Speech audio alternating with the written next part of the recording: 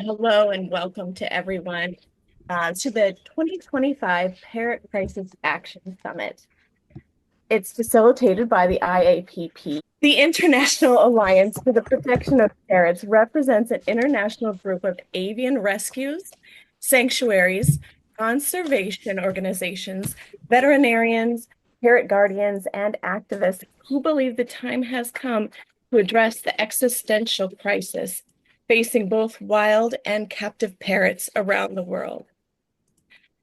Observers might know that I borrowed that summary directly and shamelessly from the IAPP website, allianceforparrots.org. Along those lines, let me share a little more information about what the parrot crisis looks like. Most people don't realize that the legal parrot trade in the global north harms parrots where they fly free.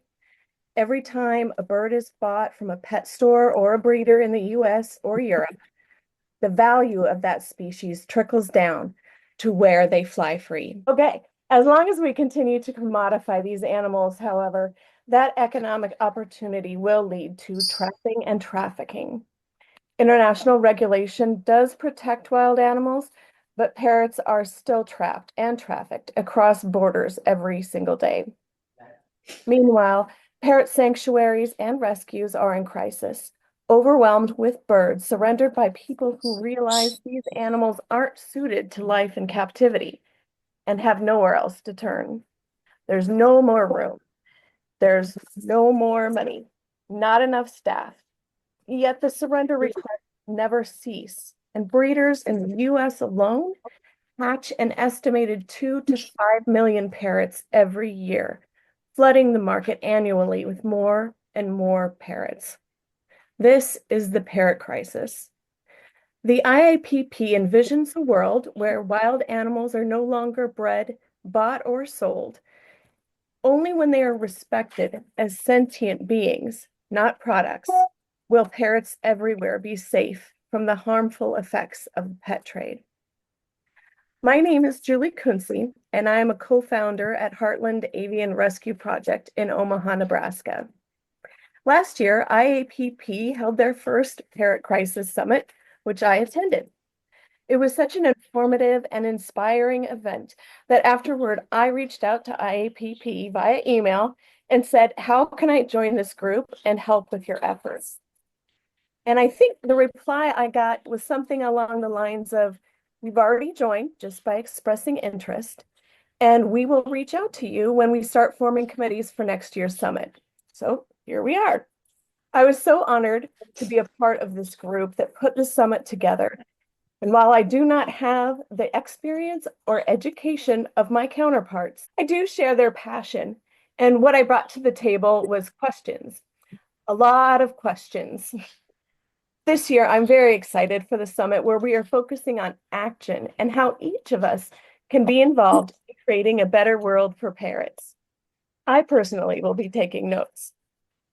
If you would like to collaborate more closely with IAPP, please join our Slack workspace, which allows for direct messages, video calls, and numerous collaboration tools across a number of relevant topics.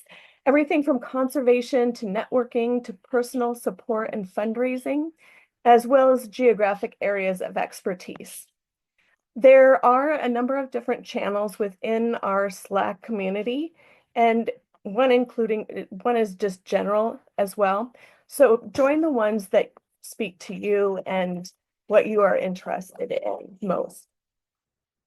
Members of the IAPP will be online all day today, but we encourage anyone who wants to collaborate or connect with IAPP, again, to use Slack as a go-to resource, whether that's tomorrow or in a few months.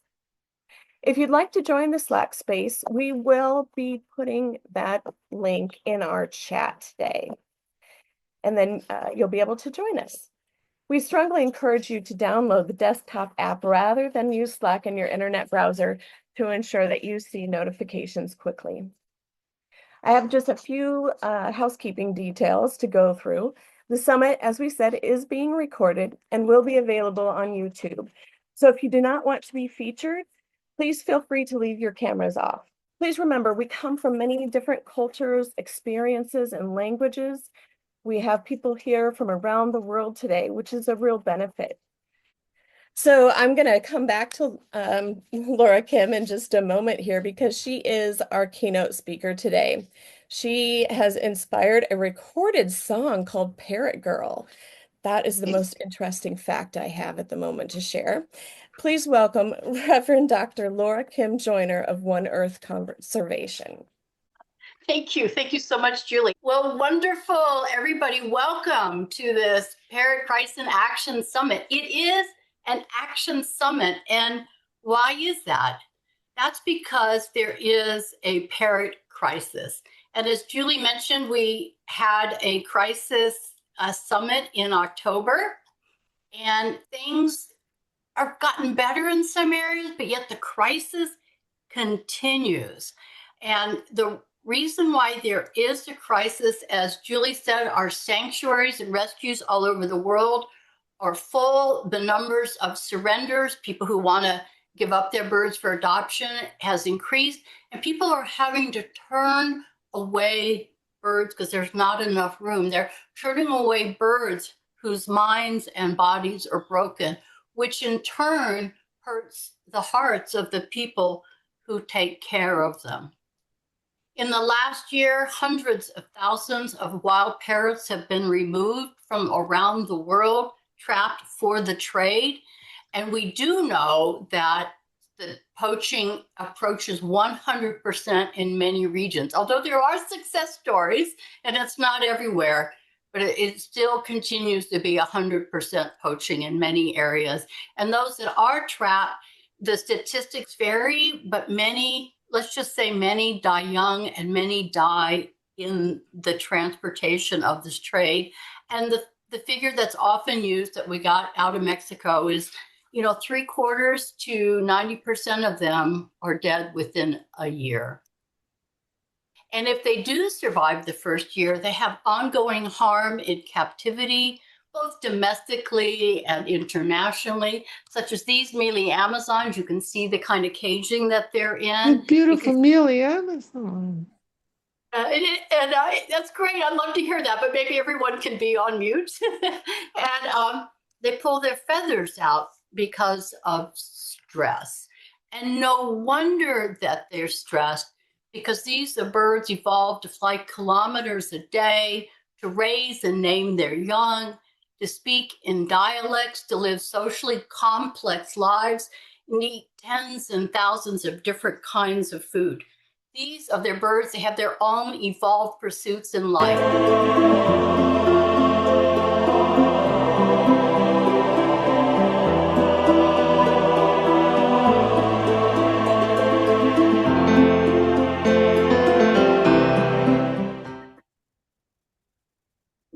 They have lives that are independent from us. They are more than we think they are. Their dignity is inherent, and we show diminished respect for them when we take choice from them. To do so is to cage not only them, but ourselves. And why would we do this when parrots are in so much trouble in the world? Over 50% have declining populations, and 28% are critically or endangered. And so our populations are in trouble. And when we lose parrots, we also lose the health of our ecosystems. They are seed dispersers, the farmers of the forest, and we need them for the health of our forest, as well as to have the biodiversity of the floor. And when people chop down trees to get out the parrot chicks to put into the trade, we lose even more trees and the biodiversity of our forests. And if the birds do happen to survive the first year or in the trade, many of them, like this young yellow-naped Amazon from Honduras, are severely injured or have viral diseases. And this is just part of what the trade is, that these birds have that. Now, that was a hard video to see, but the reason why I feel I can show it, because this is the reality. This is a confiscated parrot that was being trafficked in Honduras. because due to the hard work of the people in Honduras at the Rescue and Liberation Center of La Mosquitia, that bird is now flying free. So people are working hard to save these birds, but they do so at risk, and so do the birds that are flying free, because not all have the chance to fly free in their native countries. We have thousands of birds that either have escaped or released or have been released in areas outside of their range. And it's not their fault that they ended up where they are, but there is some risk to themselves and to others because they are living outside of their natural range. They just want to flourish. They're like the rest of us. And the people who take care of the birds, like the young yellow-nape Amazon, are some of the people that are harmed because of the trade. I've told this story so many times. Thomas Manzanari is an indigenous leader from La Mosquitia. Here he is showing me his wounds where bullets were removed and some still remain.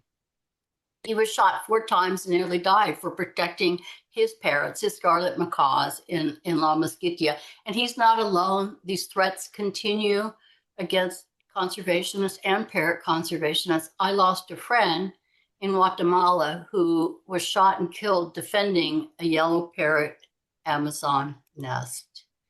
And not only are people harmed by losing their ecosystem because they're losing their seed dispersers or actually protecting the birds, they're losing their cultural and spiritual traditions. And so are we, wherever we are, when we lose parrots.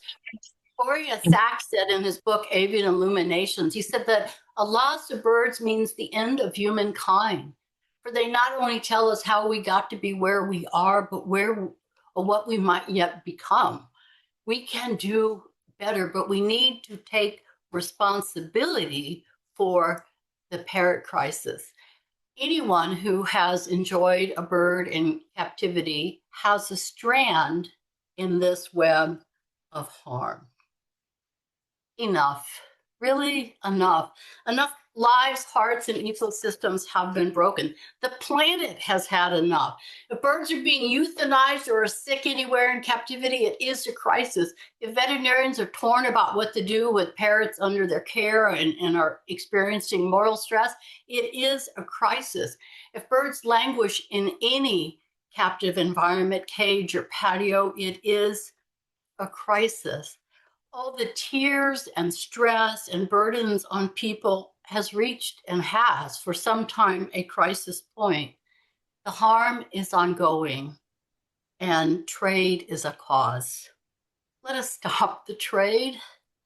Let's find a way to care for people and parrots where they are.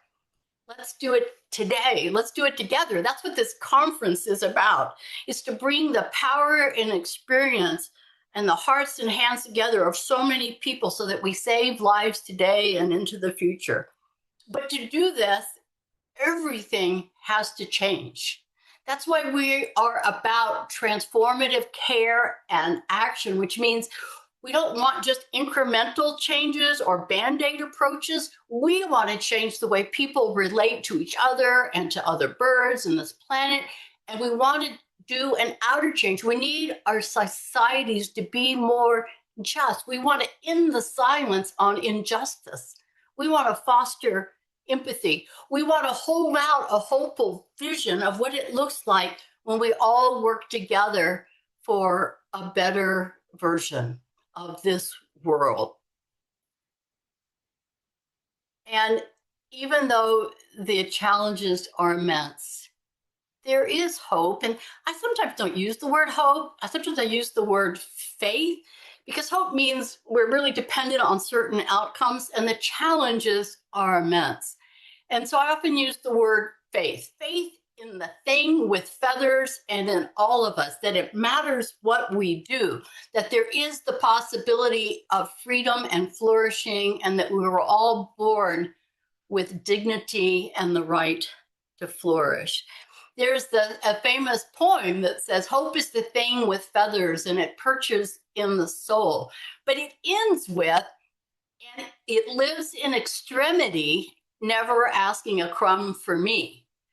Well, parrots live in extremity. and it's asking for more than a crumb for us that we discard at our own pleasure. And so there is hope today because we all have the chance on how to learn to be together in solidarity with all life. Solidaridad incondicional. That this is the power. Maybe we can't save lives today and all those that we love, but hope abides because we have a chance today to learn to nourish all of life. Hope abides because we have a chance to meet new friends and colleagues and have new purpose in life. Hope abides today because we can start or grow work that liberates Déjeme estar en 40 so minutos, that ¿verdad? all can flourish. For we know that none are free until all are free. This connection to wanting solidarity and freedom for all grounds us and actually can give us resilience and hope in this work. I work with the indigenous of Guyana that are working really hard to save the sun parakeet. In Guyana, there's a couple hundred left. We'll know if the numbers are going up. We're doing our national count in November. There used to be tens of thousands in Guyana. And now there's tens of thousands in cages all over the world. And you can see from the photos that their work looks hard. And I once asked the parakeet rangers, why do you do this work? And one of them responded, I need the parakeets. I need freedom. So do all of us. That's because people who work caring for parrots and parakeets the world over know that we're all in it together. The health of one is the health of all. And we seek freedom for them and for ourselves. And this freedom is beautiful and can be joyful. This is a young conservationist from Paraguay releasing an injured rescued yellow chevron parakeet. Look at her joy. Por lo menos una.